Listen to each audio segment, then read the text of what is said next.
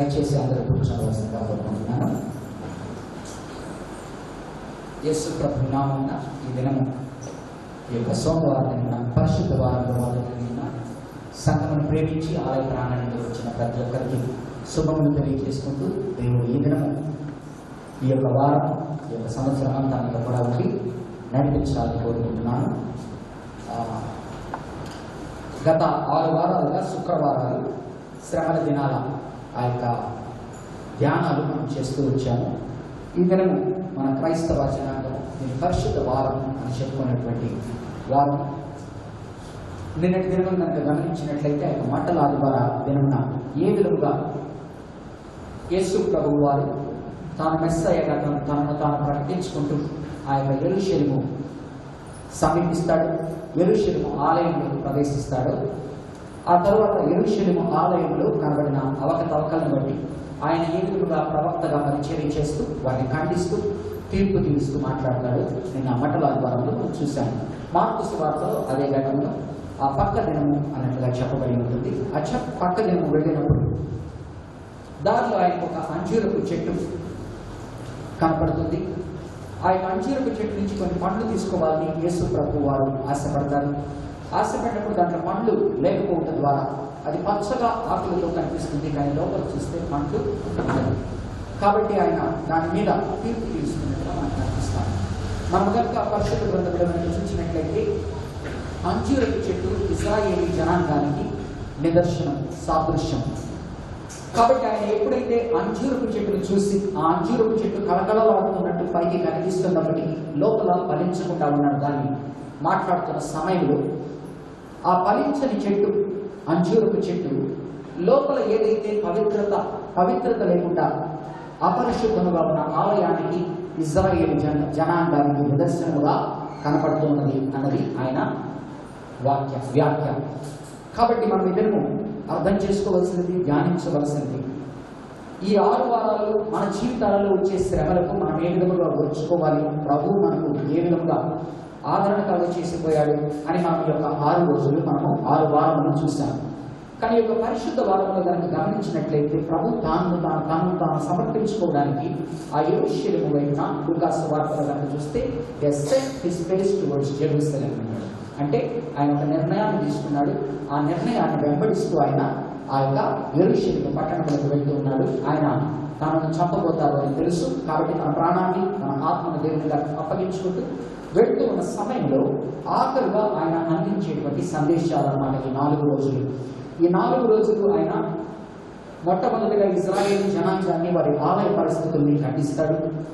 ఆ తర్వాత కనుక గమనించినట్లయితే ఆయనను ప్రేమించి ఆయనను ఆ యొక్క కణములకు ఆ యొక్క సిద్ధపాటు చేసే విధంగా ఒక స్త్రీ వచ్చి ఆ యొక్క అత్తరు తైలను ఆయన మీద పోసి ఆయన సత్కరించినట్లుగా చూస్తాము.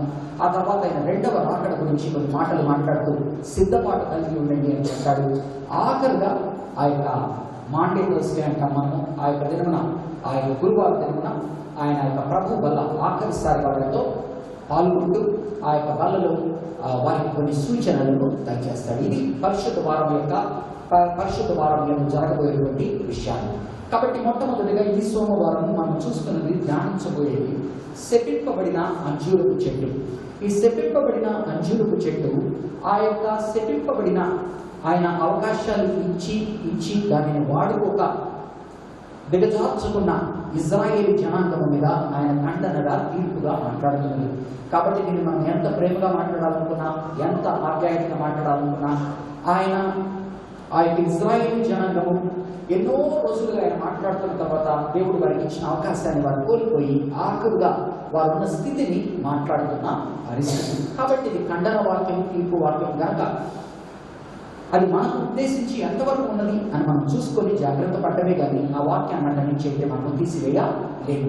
కాబట్టి ఈ శపింపబడిన అంజూరపు చెట్టుని కనుక చూసినట్లయితే దయచేసి నాతో కూడా మార్కు సువార్త 11వ అధ్యాయం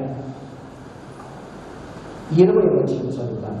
ప్రొద్దున వారు మార్గమున పోవుచుండగా ఆ అంజూరపు చెట్టు వేళ్ళు మొదలుకొని ఎండిపోయి ఉండగా చూచింది. అప్పుడు పేతురు ఆ సంగతి జ్ఞాపకమునకు తెచ్చుకొని, బోధకుడా, ఇదిగో నీవు శపించిన అంజూరపు చెట్టు ఎండిపోయానని ఆయనతో చెప్పాను. పరిశుద్ధ గ్రంథంలో కనుక చూస్తే ఆ యొక్క సువార్తలలో 13వ లూకా సువార్త 13వ అధ్యాయంలో ఒక అంజూరపు చెట్టు గురించి మాట్లాడతాడు. అలాగనే ఒక తోట గురించి, వనం గురించి. అలాగే పాత నిబంధనలో యెషయా గ్రంథంలో 5వ అధ్యాయంలో కనుక చూస్తే దేవుని ప్రజలను ఉద్దేశించి మాట్లాడుతూ అంజూరపు చెట్టుతో వారిని పోలుస్తూ మాట్లాడేటువంటి మాటలను ఈ మూడింటిని మనము ఈ దినం ప్రభు ఏ మాట అయితే మాట్లాడుతున్నాడో దానికి ఆయన మాట్లాడడానికి గల కారణము పాత నిబంధనలో ఇజ్రాయేలీ జనాంగం గురించి ప్రవక్త అయిన యెషయా ఏ విధముగా మాట్లాడాడు, ఏ విధముగా బాధపడ్డాడు దేవుని యొక్క ఆత్మ ద్వారా చూద్దాం. యెషయా గ్రంథము 5వ అధ్యాయంలో కానీ దయచేసి యెషయా గ్రంథము 5వ అధ్యాయం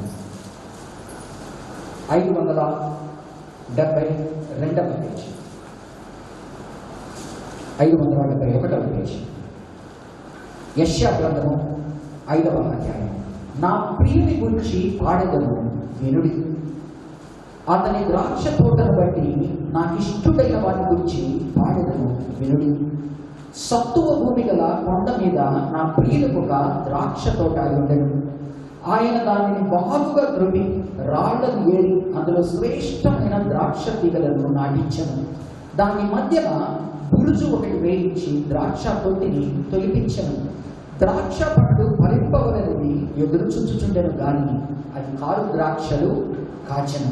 కావున యెరూషలేము నివాసులారా, యూదా వారలారా, నా ద్రాక్ష తోట విషయము నాకు న్యాయము తీర్చవలనని మేము వేడుకను చున్నాను. నేను నా ద్రాక్ష తోటను చేసిన దానికంటే మరేమి దానికి చేయగలను? అది ద్రాక్ష పండు కాయునని నేను కనిపెట్టినప్పుడు అది కారు ద్రాక్షలు కాయుటకు కారణమేమి? ఆలోచించుడి, నేను నా ద్రాక్ష తోటకు చేయబోవు కార్యమును మీకు తెలియ చెప్పెదను. నేను అది మేసివేయబడినట్లు దాని కంచెను కొట్టివేసేదను, అది త్రొక్కబడినట్లు దాని గోడను పడగొట్టి దాన్ని పాడు చేసేదను. అది శుద్ధి చేయబడదు, పారతో త్రవ్వబడదు. దానిలో గచ్చ పొదలను బలు రక్కసి చెట్లను బలిసియుడును. దాని మీద వర్షింపబడదని మేఘములకు ఆజ్ఞనిచ్చెదను. ఇశ్రాయేలు వంశము సైన్యములకు అధిపతి యెహోవా ద్రాక్ష తోట, యూదా మనుష్యులు ఆయనకి ఇష్టమైన వనం. మనం కనుక పరిశుద్ధ గ్రంథంలో చూస్తే యూదా జనాంగంలో ఆయన ద్రాక్ష తోటతోనూ అంజూరపు చెట్టుతోనూ పోలుస్తాడు. కాబట్టి యెషయా గ్రంథంలో ఆయన అంజూరపు చెట్టు గురించి, సువార్తలలో ఆయన అంజూరపు చెట్టు గురించి మాట్లాడుతున్నప్పుడు కానీ, యెషయా గ్రంథంలో ఆయన ద్రాక్ష తోట గురించి మాట్లాడుతున్నప్పుడు కానీ ఏ విధముగా ఒక ఫలించనిది ఉంటుందో మాట్లాడుతున్నాడు. కాబట్టి ఈ దినము ఆలయంలో కూర్చున్న మనందరం కూడా మన జీవితాల్లో ఫలం ఏంటి అని చూడాలి. ఆ యొక్క సువార్తల్లో కనుక గమనించినట్లయితే ఆ అంజూర చెట్టు మీద ఫలమే లేదు. ఈ యొక్క యెషయా గ్రంథంలో మాట్లాడిన అంజూరపు చెట్టు, ఆ యొక్క ద్రాక్ష తోటలో కనుక చూస్తే కారు ద్రాక్షలు వచ్చాయన్నాడు. దానికి చేయవలసినదంతా నేను చేశాను అన్నాడు. అయినప్పటికీ దానిలో కారు ద్రాక్షలు ముంచే కనుక నేనేమి చేయాలి అని అడుగుతున్నాడు. కాబట్టి ఈ దినము మనము మన జీవితాల్లో ఈ యొక్క ఇలాగ మనం సభలుగా కలిసేటప్పుడు, ఇలాగ సమావేశాలుగా కలిసేటప్పుడు, ఇలాగ మనము మన పయనములు వెళ్ళేటప్పుడు ఎంతవరకు మనము దేవునికి ఇష్టమైన బిడ్డలుగా ఉన్నాము అని ఎప్పటికప్పుడు మనము ఆలోచించుకుంటూ ఉండాలి. దేవునికి ఇష్టమైన బిడ్డలుగా ఉండాలి అంటే ఆయన నాటిన ద్రాక్ష తోట వలె మనం చెడిపోయేటువంటి కారు ద్రాక్షలు ఇచ్చేటువంటి వారంగా కాకుండా మనము ఫలించేటువంటి వారిగా ఉండాలని యోహాను సువార్తలో అది చక్కగా యేసు ప్రభు వారి ద్రాక్ష తోటని నిదర్శనముగా తీసుకొని దానిని ఏ విధముగా ఆయన పెంచుతాడు అని చెప్తున్నాడు.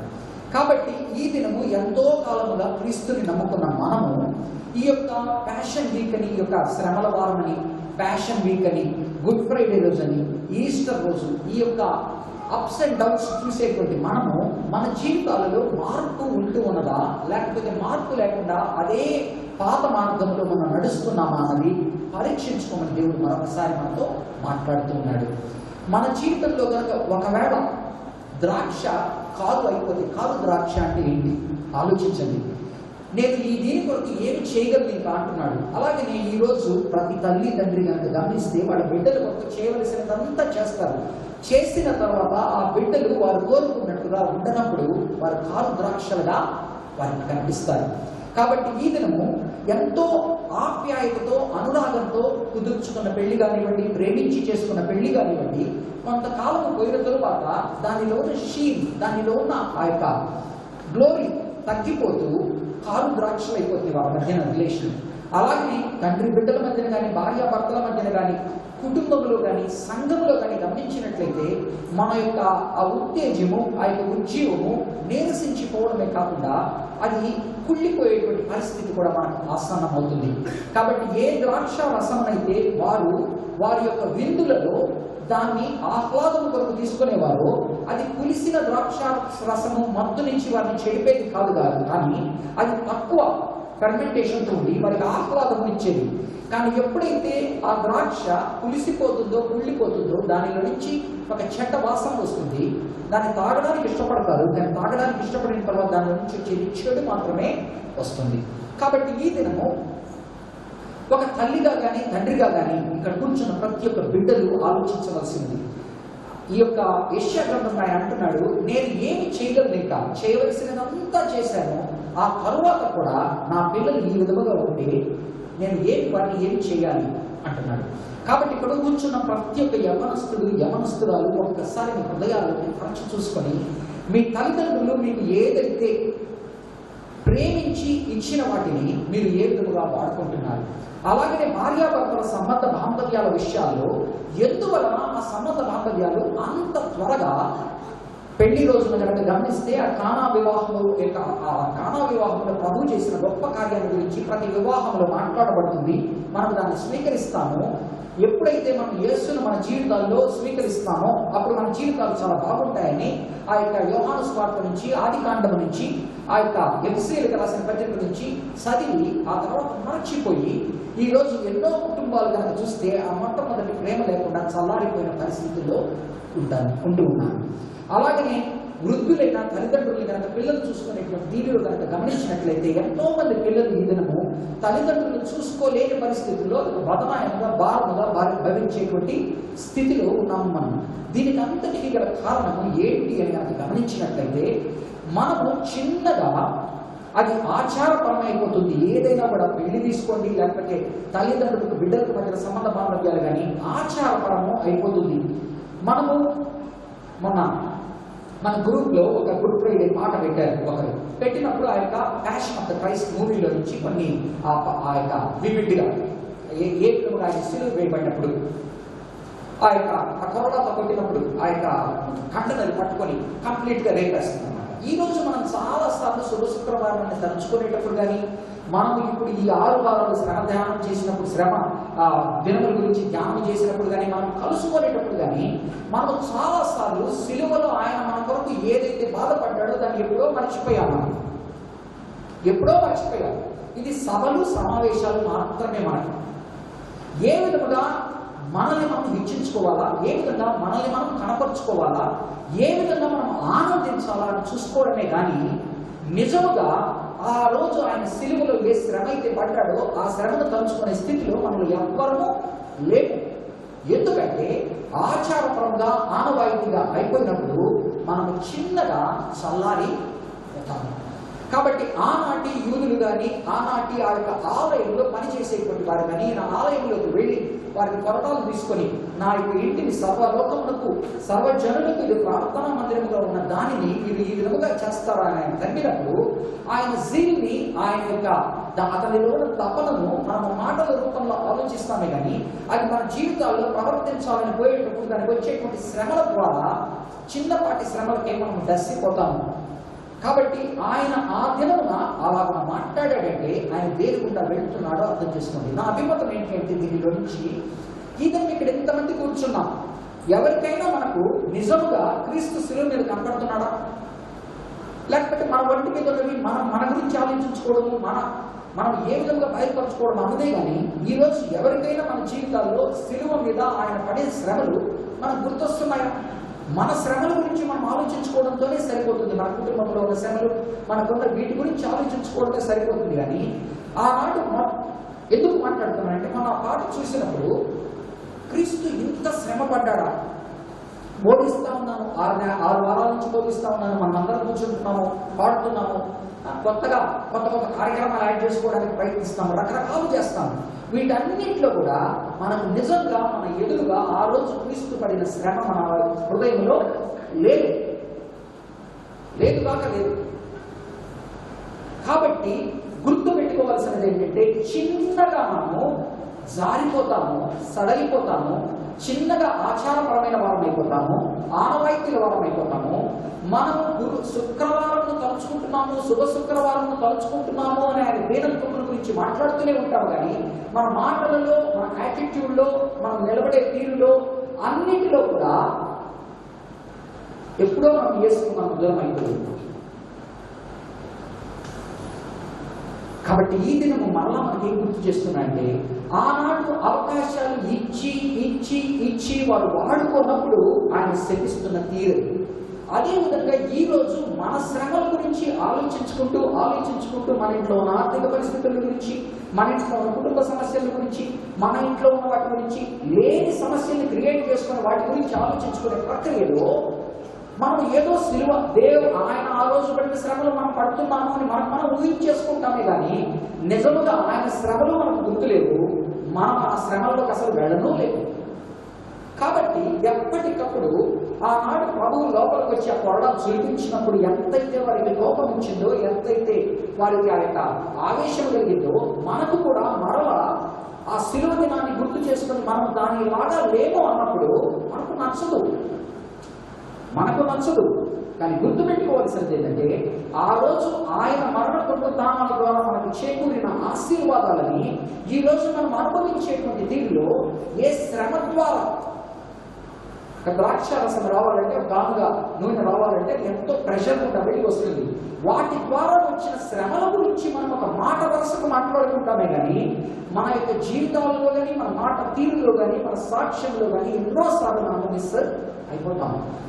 కాబట్టి ఇందులో మరొకసారి మనకి ఏం గుర్తు చేస్తున్నారంటే, ఆనాడు ఆయన లోపలికి వెళ్ళి వారిని శపించాడు అన్నప్పుడు మనం ఎప్పుడు కూడా యేసు ప్రభువుని ఊహించుకుంటాం, వారిని ఊహించుకుంటాం. అక్కడ పరిచయంలో ప్రధానులు ఉన్నారు, వాడు నిడుతున్నాడు అనుకుంటాం. కానీ మనల్ని నిడుతున్నాడని ఎప్పుడు కూడా మనము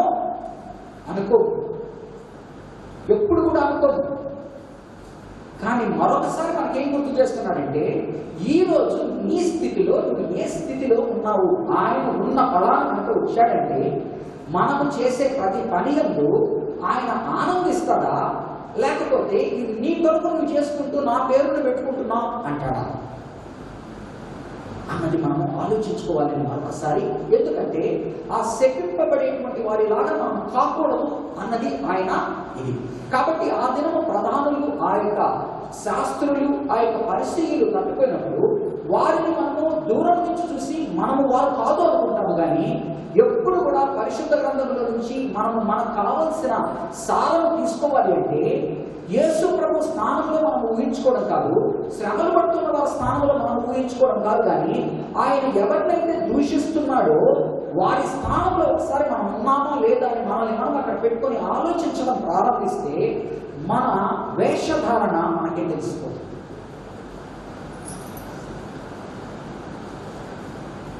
We come to Good Friday.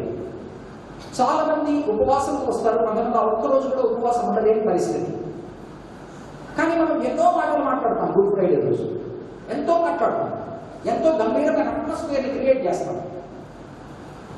కానీ సిద్ధపాటు కనుక ఇప్పుడు మనకు లేకపోతే ఈ యొక్క 40 రోజుల్లో మనం మాట్లాడుకున్నది కానీ, ఈ 4 రోజుల్లో మనం మాట్లాడుకోబోయే మాటల్ని కానీ మనకు సిద్ధపాటు లేకుండా ఇది ఒక సంఘంలో ఒక ఆలయంలో ఒక కార్యక్రమము అని మనం అనుకుంటూ ఆ కార్యక్రమాన్ని ఏ విధంగా అందంగా తీర్చిదిద్దుకోవాలి, ఏ విధంగా చేసుకోవాలి అనుకుంటూ ఉంటే మనం ఆచారపరమైన క్రైస్తవత్వంలోనే ఉన్నట్లే లేదా, మళ్ళా మనం ఆచారపరమైన క్రైస్తవత్వంలోనే ఉన్నట్టు లేక ఆ యొక్క దూషణ అంత ఇంటెన్సిటీతో, అంత డిగ్రీతో కాకపోయినా ఎంతో కొంత ఇంటెన్సిటీతో, డిగ్రీతో మనకు కూడా. ఆనాడు వారు రూకలను మార్చేవాడు అంటున్నాడు, గువ్వలను అమ్మేవాడు అంటున్నాడు, వారి పీటలను పులదొచ్చాడు అంటున్నాడు. ఈ రోజు మన జీవితాల్లో కనుక చూస్తే most of the times everything becomes giving and taking and it becomes a business transaction even in churches. So in what way are they more cursed and how we are blessed? ఒక డిగ్రీలోనో క్వాలిటీలోనో ఇంటెన్సిటీలోనో తక్కువ ఉండొచ్చు, కానీ మనం కూడా ఇప్పుడు అదే మార్గంలోనే ఉంటాం చాలాసార్లు. ఏమిస్తే ఏమొస్తుంది, ఏం చేస్తే మనకి ఏమొస్తుంది, ఎలాగ ఉండాలో ఇంతే, కానీ it has become a business delay. కానీ మనకు నిజముగా ఆ యొక్క ఇది లేదేమో అని నాకు అనిపిస్తుంది చాలాసార్లు. దగ్గర నుంచి సంఘంలో గడిపే కొద్దీ, సంఘంలో చూస్తూ ఉండే కొద్దీ నాకు ఇంకా ఇంకా అనిపిస్తుంది. ఎందుకంటే మనం నిజమైన మార్గంలో నడవట్లేదు. మనకు అలవాటైపోయింది. ఏ విధంగా అయితే ఒక భర్తకు భార్య కొన్ని రోజుల తర్వాత అలవాటైపోయి గౌరవం, మర్యాద, ప్రేమ తగ్గిపోతాయో, అలాగే ప్రభువు మనకు ఆయన చూపుతున్న అతి ప్రేమ వలన ఆ ప్రేమను దృఢీకరించే వలన, లేకపోతే అనుభవిస్తూ దాన్ని ఏమి తిరిగి ఫలము ఇవ్వకుండా, ఇస్తే ఫలమే ఇవ్వము, లేకపోతే కారు ద్రాక్ష ఇచ్చేటువంటి పరిస్థితుల్లో మనము ఉన్నామేమో. ఎందుకంటే ఆల్వేస్ మన సంఘంలో మనం కూర్చున్నప్పుడు మనం చేస్తున్న పనుల ద్వారా దేవుడిని కనపరుస్తున్నామా, మహిమపరుస్తున్నామా, మనల్ని మనము ప్రొజెక్ట్ చేసుకోవడానికి ప్రయత్నిస్తున్నామా అన్నది పదే నొక్కి వక్కానిచ్చి నేను ఎన్నిసార్లు అయినా నేను చెప్పగలను. We are trying to edify ourselves.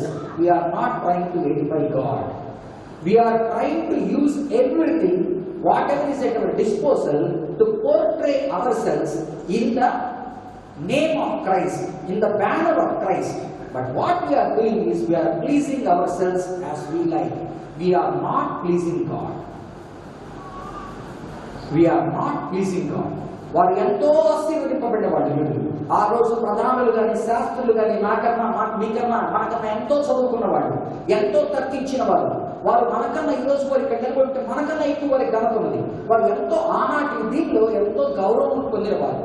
కానీ యేసు ప్రభు వారిని ఆ యొక్క పూచికపులలాగా తీసిపారేయడానికి గల కారణం ఏంటంటే వారిలో నిజమైన భక్తి, వారిని వారు హెచ్చించుకోవడం ప్రారంభించారు, వారిని వారు ప్రదర్శించుకోవడం ప్రారంభించారు, వారిని వారు కనపరుచుకోవడం ప్రారంభించారు. దేవుడిని వారు కనపరచట్లేదు.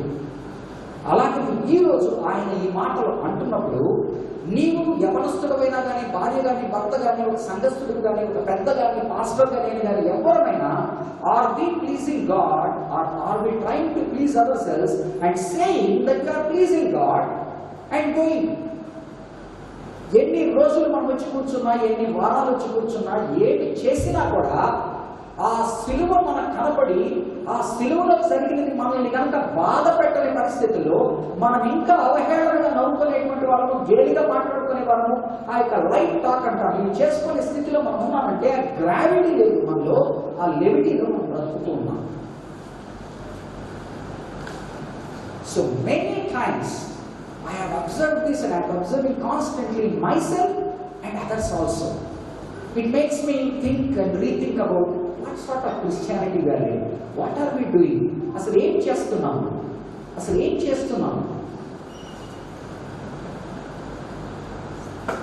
మనం చక్కగా బట్టలు వేసుకోకూడదని నేను అనట్లేదు, మనం అందంగా ఉండకూడదు అనట్లేదు, సూట్లు వేసుకోవట్లేదు అనట్లేదు, దేని గురించి నేను చెడ్డగా మాట్లాడలేదు.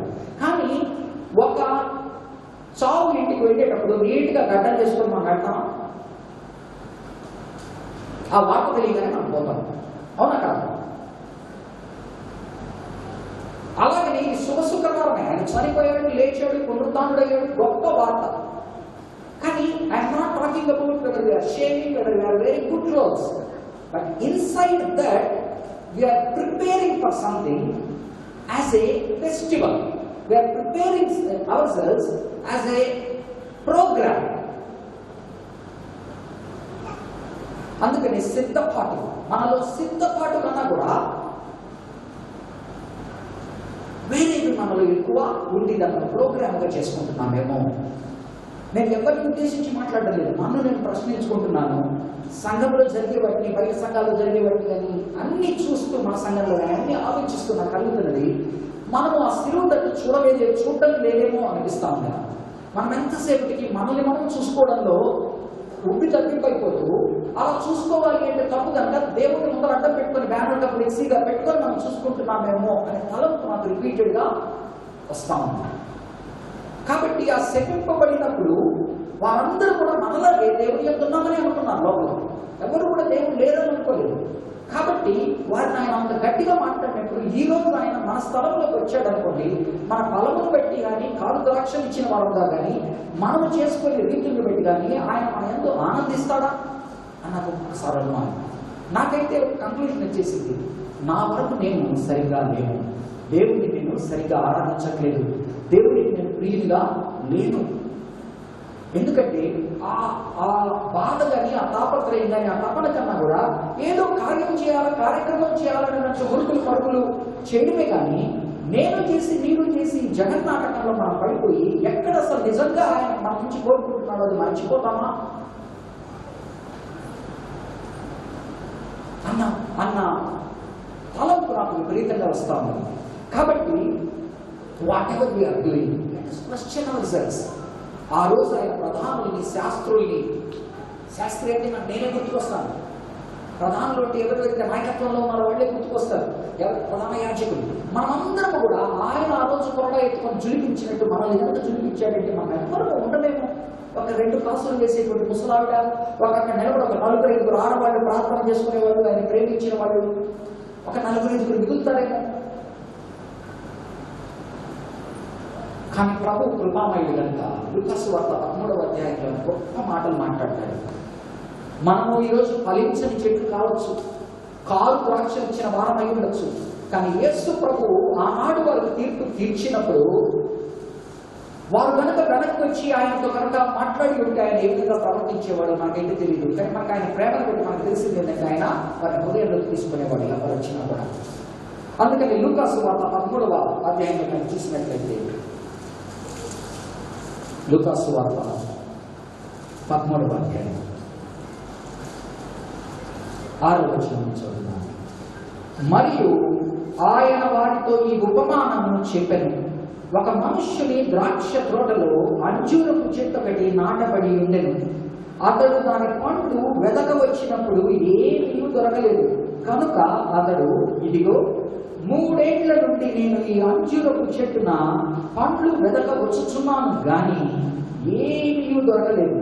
దీనిని నరికివేయము, దీని వలన ఈ భూమియు ఏదో వ్యర్థమైపోవాలని ద్రాక్ష తోట మాలితో చెప్పాను. అయితే వాడు, అయ్యా నేను దాని చుట్టూ త్రవి ఎరువు వెలి మట్టుకు ఈ సంవత్సరము కూడా ఉండనేమో, అది ఫలించినా సరి, లేని ఎడలా నరికించువేయమని అతనితో. యెషయా గ్రంథంలో యెషయా అంటున్నాడు, ప్రభు యెషయా ద్వారా మాట్లాడుతున్నాడు, అన్ని చేశాను నీకేం చేయాలా, కాబట్టి ఏం చేస్తానంటున్నాడు, దాని చుట్టూ ఉన్న కంచెని తీసేస్తానంటున్నాడు, దాని చుట్టూ ఉన్నవన్నీ తీసేస్తానంటాడు, అంత నాశనం చేస్తానంటున్నాడు. పాత నిబంధనలు దేవుడు వారి పట్ల అంత కఠినముగా ప్రవర్తించిన దేవుడు యేసు ప్రభు అదే ఆత్మ ద్వారా నీ యొక్క ఆలయం గురించిన ఆసక్తి నన్ను భక్షిస్తున్నది అనేటువంటి మాటలు మాట్లాడిన వ్యక్తి తనను తాను ఉపమానంగా తీసుకొని తోటమాలి ఆ దేవుడితో ఆ యొక్క దీనిగా తీసుకొని ఆ యొక్క owner of the garden and తనను తోటమాలిగా తీసుకొని ఆయన మాట్లాడుతున్న మాటలు, కృపా సమయం ఇంకా ఒక్క ఛాన్స్ నాకు ఇవ్వు, నేను 1 సంవత్సరం దీన్ని చేస్తాను, ఆ సంవత్సరంలో బాగుపడితే సరి, లేకపోతే నేను నా ఓటమి నొప్పుకుంటాను, నేను దీన్ని నరికి. కాబట్టి ఇది నువ్వు వేసుకుంటాను. 2 మన ముందర పెట్టుకుంటాను. ఒకటి, ఆనాటి ప్రధానులను యాజకుల్ని ఆయన శాస్త్రులని అంత వారి మీద కోల్పోయి వారి మీద కొరడా చూపించాడు. లూకాసు వార్త 13వ అధ్యాయంలో అదే ప్రభువు ఇంకొక అవకాశం ఇచ్చేటువంటి వాడిగా కనపడుతున్నాడు. కాబట్టి మనం ఈ అవకాశాన్ని తీసుకోవాలంటే జాగ్రత్తగా ఉండండి, వినండి. ఈ అవకాశాన్ని తీసుకోవాలి అంటే మనము అలాంటి వారము నమ్మితేనే ఈ వాక్యాన్ని తీసుకోగలం. మనం అలాంటి వారం కాదు అని మనం అనుకుంటున్నాం అనుకోండి, ఈ అవకాశం మన కొరకు కాదులే, పక్కన వారి కొరకు అనుకుంటాం. ఈ అవకాశం నా కొరకు కాదు, నేను ఆల్రెడీ రక్షింపబడిపోయాను, నేను ఆల్రెడీ చాలా పరిశుద్ధులైపోయాను, నేను already I'm on the way to heaven, already నేను చాలా ఐ హావ్ అరైవ్డ్ అనే ఫీలింగ్ వచ్చింది అనుకోండి, ఇంకా దేవుడు మనతో ఏమి మాట్లాడలేడు. కానీ ఒకవేళ కనుక మేము ఆ స్థితిలో ఉన్నాము అని మనం తరచి చూసుకోగలిగితే, ఎందుకు ఈ మాటలు మాట్లాడుతున్నాను గుర్తుపెట్టుకోండి, ఆత్మీయ ప్రయాణంలో ప్రతి ఒక్కరము పడిపోతాము. పడిపోయే సమయాల్లో ఎప్పుడు కూడా మనం పడిపోయి ఉన్నామని మనకు తెలియదు. పక్కన మనకన్నా పరిశుద్ధుడైన క్రైస్తవుని చూసినప్పుడే మనకు అర్థమవుతుంది. ఆ పరిశుద్ధుల మధ్యనే ఉండి ఒకరితో ఒకరు పోల్చుకుంటూ ఉన్నప్పుడు మనం చాలా చక్కగా కనపడతాము.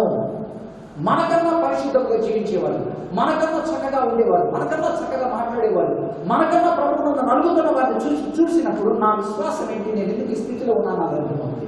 అలా కాకుండా మనం కూడా మన తోటి వారితో లాంటి వారితోనే ఉన్నప్పుడు మనకు అవగాహనే రాదు. మనం పరిశుద్ధమనే అనుకుంటూ ఉంటాము. ఆనాడు వారు ఎలాగైతే అలాగ అనుకొని ఆఖరికి ప్రభు వారిని తిరస్కరించి వెళ్ళిపోయాడు. తన మార్గాన్ని తను వెళ్ళాడు, తన మానాన్ని తను వెళ్ళిపోయాడు, తను ఇవ్వాల్సిన ప్రాణం తను ఇచ్చేశాడు. కానీ వారు మాత్రం గేమ్ చేస్తూనే ఉన్నారు. ఏది నామా సబర్తాని అని ఆయన అంటుంటే ఏరియా గురించి మాట్లాడుతున్నాడేమో, వస్తాడులే ఏరియా రక్షిస్తాడేమో చూస్తామని పరిహాసము చేసే స్థితికి వచ్చేసాడు. కాబట్టి ఎప్పుడైతే మనము దాన్ని ఏమంటారు, మనం మంచి వారము అనుకుంటాము, మనం మంచి పని చేస్తున్నాము అనుకుంటాము, మనం చక్కగా ముందుకు వెళ్తున్నాము అనుకుంటాము, that is the most dangerous time అని నా అభిప్రాయం. కానీ దేవుని యొక్క మనకి 40 రోజులు గడిపేటప్పుడు ఆ యొక్క శిలువ ధ్యానాలు చేయాలని ప్రయత్నించేటప్పుడు ఏదో ఒక రకంగా మన ప్రభు గురించి ఆలోచిస్తూ ఉన్న సమయంలో ఎప్పుడో ఒక మనకి తలంపు వస్తే మళ్ళా ఈ సంవత్సరం మనకు ఆయన గడువిస్తున్నాడు. లేకపోతే ఏమి తింటుమా, ఏమి తాగుదామా, రేపు సంవత్సరం రేపేం చేద్దామా, రేపు సంవత్సరం ఏం చేద్దామా, ఎలాగనవుదామా అని చూసుకునే ప్రజలుగా పెడతాం. ఎందుకంటే మనం మంచి ప్లాట్ఫామ్లో ఉన్నాం, నెక్స్ట్ ప్లాట్ఫామ్కి పోవాలనుకుంటాం. కానీ మనం ఉన్న ప్లాట్ఫామ్ సరికాదు అని మనకు అర్థమైనప్పుడు మన సెట్ ఆఫ్ వాల్యూస్ మనము సరి చేసుకుంటాం. కాబట్టి ఈ దినము ఆ శపింపబడిన అంజూరపు చెట్టు ద్వారా నీతో నాతో ఆయన మాట్లాడుతున్నది. నీవు ఆచారపరమైన క్రైస్తవత్వంలో కూరుకుపోయి అది తెలియని స్థితిలో కూడా ఉన్నావా? అలాగైతే మరొక సంవత్సరం నీకు గడువిస్తానంటున్నాడు. మరలా తగ్గు, మరలా ఆలోచించడం ప్రారంభించు. అందుకని whenever I want to grow in the Lord, always I remember my past, how dirty my life was, how wretched my life was. That will make me appreciate who God is and what He has done for me. కాబట్టి ఈ దినం మనతో మాట్లాడుతున్నది తిరిగి మనలో ఒక సంవత్సరమైన సమయం ఇస్తానంటున్నాడు. ఆ శపింపబడిన వారంలాగా మనం కాకుండా మన జీవితాన్ని ఆత్మావలోకనం చేసుకొని సంఘంలో చేస్తున్న ప్రతి ఒక్క పని మనకు బాగుందా కాదు, దేవునికి నష్టం ఉందా, లేకపోతే మనకు బాగుంది కనుక మనం చేస్తున్నాం. ఆ చేస్తూ ఉన్నప్పుడు మనలో తగ్గింపు ఉన్నదా, మనలో ఏ ఆత్మ ఉన్నది, ఎవరికి వారం ప్రశ్నించుకొని మనల్ని మనం తప్పించుకొని సరి చూసుకొని సరి చేసుకొని ముందరికి పోవాలి. ప్రభు ఆత్మ ఈ విధంగా మన మధ్య మాట్లాడుతుంది. దయచేసి ఆయన ఆత్మతో చెప్తున్న మాటలను వినండి. ఎవరి జీవితాన్ని వారు పరీక్షించుకొని నేను అలాంటి శాస్త్రిలాగా ప్రధానిలాగా అవహేళన అభాసం చేసేవాళ్ళగా తమను తాము హెచ్చించుకొని వాళ్ళ అయిపోతామని గుర్తు చేసుకుంటూ ఎప్పటికప్పుడు మనల్ని మనం తగ్గించుకుంటూ దీన మనస్కులుగా సాత్వికులుగా ఆ శిలువ వైపు చూసి ఆ శ్రమ భరించలేదు చిన్నగా తట్టుకొని కింద పడితేనే భరించలేదు. ఆ శ్రమను మనం గుర్తు చేసుకుంటున్నప్పుడు ఆ శ్రమ ద్వారా మనకు వచ్చిన ఆశీర్వాదాన్ని ఈరోజు మనం లైట్గా తీసుకోకూడదు, మనం ఆనందించకూడదు. మన ఇప్పుడు ఇచ్చిన ఆశీర్వాదాలతో ఆయన కొరకు మనం ఇంకా ఎలాగ ఉండాలా, ఇంకా ఆయన ఎంతమందిని ఆయనలోకి నడిపించాలా, ఇంకా మనల్ని చూసి ఆయనలాగా నేను ఉండాలా, ఆవిడలాగా నేను ఉండాలా అనుకునేలా చేసుకోవాలి. కానీ మనల్ని మనం చూసుకొని మనల్ని మనం హెచ్చించుకొని మన జబ్బలు మనం చర్చుకునే వారుగా మనకు మనం ఆనందించేటువంటి వారుగా శుభ శుక్రవార సమయాన్ని ఆ శ్రమలను గుర్తు చేసుకునే వారుగా ఉండాలా. దేవుడు ఆ శ్రమల ద్వారా మనకిచ్చిన ఆనందాన్ని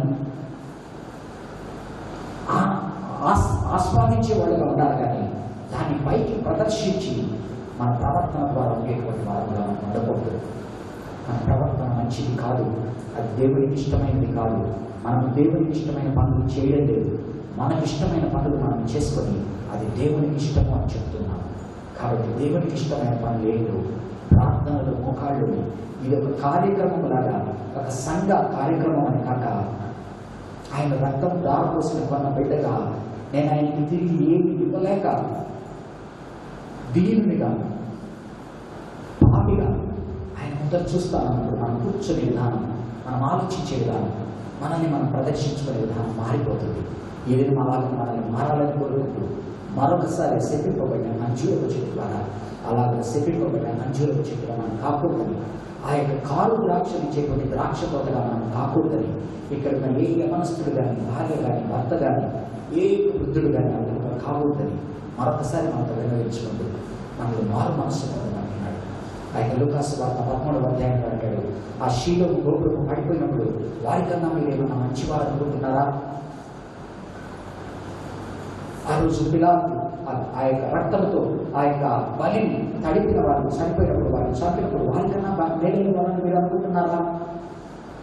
కానీ కాదు సుమి అంటున్నాడు లూకాసు వార్త 13వ అధ్యాయం. పిలాతు గలిలైన కొందరి రక్తము వారి బలులతో కలిపి ఉండేది. ఆ కాలం అక్కడ ఉన్న కొందరు ఆ సంగతి యేసుతో చెప్పగా ఆయన వారితో ఇట్లనేను, ఈ గలిలయులు అట్టి హింసలు పొందినందున వారు గలిలయులందరికంటే పాపులని మీరు తలంచుతున్నారా? కారణం మీతో చెబుతున్నాను, మీరు మారు మనస్సు పొందని ఎడల మీరందరూ అలాగనే నశింతులు. మరియు సిలోయములోని గోపురము పడి చచ్చిన 18 మంది యెరూషలేములో కాపురం ఉన్న వారందరికంటే అపరాధులను తలంచుతున్నారా? కాదని మీతో చెబుతున్నాను, మీరు మారు మనస్సు పొందని ఎడల మీరందరూ అలాగనే, మీరు మారు మనస్సు పొందనిదే మీరందరూ అలాగనే, ఇంక్లూడింగ్ మీ. ప్రార్థన చేసుకున్నాం. పరిశుద్ధమైన దేవాలయం, నీవు మాకు ఇచ్చింది ఏంటి, మేము తిరిగి వెనకిస్తున్నది ఏంటని ఆలోచించుకుంటేనైనా నీకు మేము వెనక్కి తిరిగి ఏమి ఇవ్వడం లేదు. We are basking in your light. నీవు ఇచ్చిన ఆశీర్వాదాన్ని అనుభవిస్తున్నాం. తిరిగి నాయన మాలో నీకు ఇచ్చేదానికి ఏమి లేవు నాయన, అలకీములు నాయన. ఇస్తేనైనా కారు ద్రాక్షలు తిరిగి వెనక్కిస్తూ అవే మంచి ద్రాక్షలను మార్కెటింగ్ చేసుకుంటున్నాం నాయన. మమ్మల్ని క్షమించుదేవా. ఆత్మ ఫలం ఫలించేటువంటి వారుగా మమ్మల్ని చేయడం. ఈ శ్రమల దినాల్లోనైనా ఒక ప్రోగ్రామ్స్ కాదు నాయన. These are not programmes, these are opportunities to come near to you and look at your cross and set right hour cells.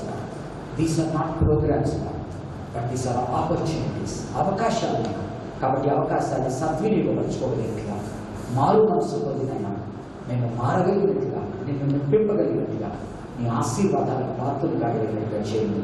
మమ్మల్ని, పాపులైన మా బిడ్డల్ని, మా కుటుంబాన్ని గుర్తు చేసుకొని ఆయన ఈ యొక్క దీన పరిస్థితి నుంచి రక్షించమని, నీకే ఘనత మహిమ ఆపాదించుకోమని, ఇంకా ఇచ్చిన సంవత్సరం గడువునైనా మేము ఉపయోగించుకోగలిగినట్టుగా మమ్మల్ని సరిచేయండి.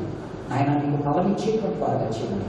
ఇంకా 200, 600, 100 ఫలించేటువంటి ద్రాక్షావళిగా మమ్మల్ని చేయమని, ఇక్కడ కూర్చున్న ప్రతి బిడ్డ కొరకు, వారి కుటుంబం కొరకు, ప్రతి పెద్ద కొరకు, వారి కుటుంబాల కొరకు, ప్రతి గానం చేసేటువంటి వారి కొరకు, వారి కుటుంబాల కొరకు, ఈ దినం ఎవరైతేనైనా నేను ప్రేమించి ఇక్కడికి వచ్చారో ప్రతి ఒక్కరి కుటుంబం కొరకు ప్రార్థిస్తున్నాను. ఆయన వారిని లేవనెత్తు దేన స్థితి నుంచి నేను ఇంకా ఆయన తెలుసుకోగలిగినట్టుగా, నిన్ను ఆరాధించగలిగినట్టుగా, ఆస్వాదించగలిగినట్టుగా, తగ్గింపులను, సాత్వికత్వం, నెమ్మది, సమాధానం, వీటిని దయచేయండి. ఆత్మబలం దయచేయండి.